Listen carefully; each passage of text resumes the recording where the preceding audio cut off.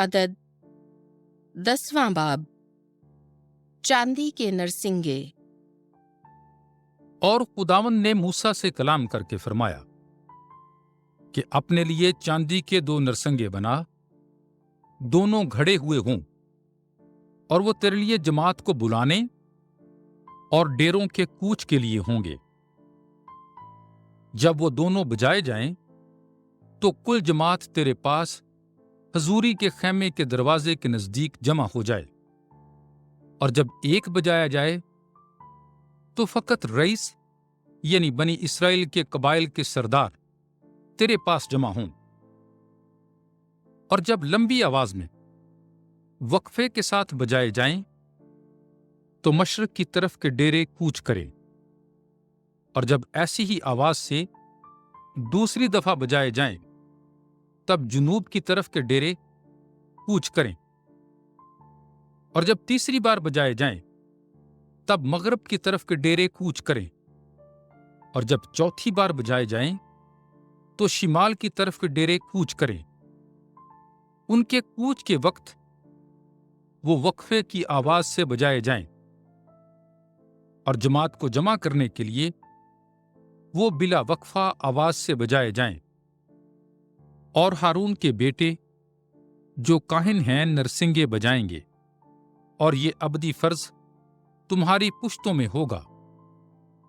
और जब तुम अपने मुल्क में दुश्मनों के खिलाफ जो तुम पर हमला करें लड़ाई के लिए निकलो, तो लंबी आवाज से वक्फे के साथ नरसंगे बजाओ, तो तुम अपने खुदावंद के सामने याद किए जाओगे, और तुम अपने दुश्मनों से छुड़ाए जाओगे।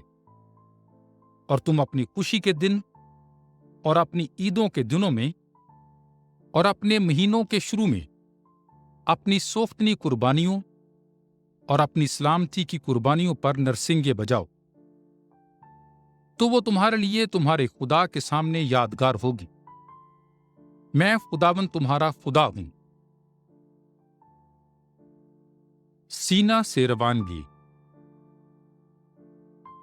और यूं हुआ कि दूसरे साल के दूसरे महीने के 20वें रोज शहादत के मस्कन से बादल ऊंचा हो गया, तो बनी इसराइल दश्ते सीना से अपनी मंजिलों में रवाना हुए। और बादल दश्ते फारान में ठहर गया, खुदावंद के हुक्म के मुआफिक जो मूसा की जुबान से था। उन्होंने पहली मंजिल कूच किया। तो पहले बनी यहूदा के लश्कर का झंडा आगे बढ़ा, और वो जोक दर जोक रवाना हुआ। और यहूदा के लश्कर पर नहशून बिन अमीनादाब सरदार था। और बनी यिसाकर के कबीले के लश्कर पर नतनियल बिन सुअर था। और बनी ज़बूलून के कबीले के लश्कर पर इलियाब बिन हीलून था। फिर मस्कन उतारा गया, तो बनी जैरशून और बनी मरारी मस्कन को उठाकर रवाना हुए। तब बनी रूबीन के लश्कर का झंडा आगे बढ़ा, और वो जोक दर जोक रवाना हुआ। और उसके लश्कर पर एलीसूर बिन शदेऊर सरदार था। और बनी शमून के कबीले के लश्कर पर शलूमियल बिन सूरी शुद्दाई था। और बनी जाद के कबीले के लश्कर पर इली आसाफ बिन रोयल था। फिर कहातियों ने पाक चीजें उठा के कूच किया, और वो उनके आने तक मस्कन को खड़ा कर देते थे। तब बनी इफ्राइम के लश्कर का झंडा आगे बढ़ा, और वो जौक दर जौक रवाना हुआ। और उनके लश्कर पर इलीशामे बिन अमीहूद सरदार था। और बनी मनस्से के कबीले के लश्कर पर जिमलियल बिन फिदासूर था। और बनी बिन्यामीन के कबीले के लश्कर पर अबीदान बिन जदूनी था। आखिरकार बनी दान के लश्कर का झंडा आगे बढ़ा और वो जौक दर जौक रवाना हुआ। दान के लश्कर का सरदार अहीआजर बिन अमी शुद्दाई था और बनी आशीर के कबीले के लश्कर पर फजैल बिन उकरान था और बनी नफ्ताली के कबीले के लश्कर पर अहिरा बिन इनान था। ये बनी इसराइल की रवानगी की तरतीब होती थी जब वो अपने अपने लश्करों के मुताबिक जौक दर जौक कूच करते थे।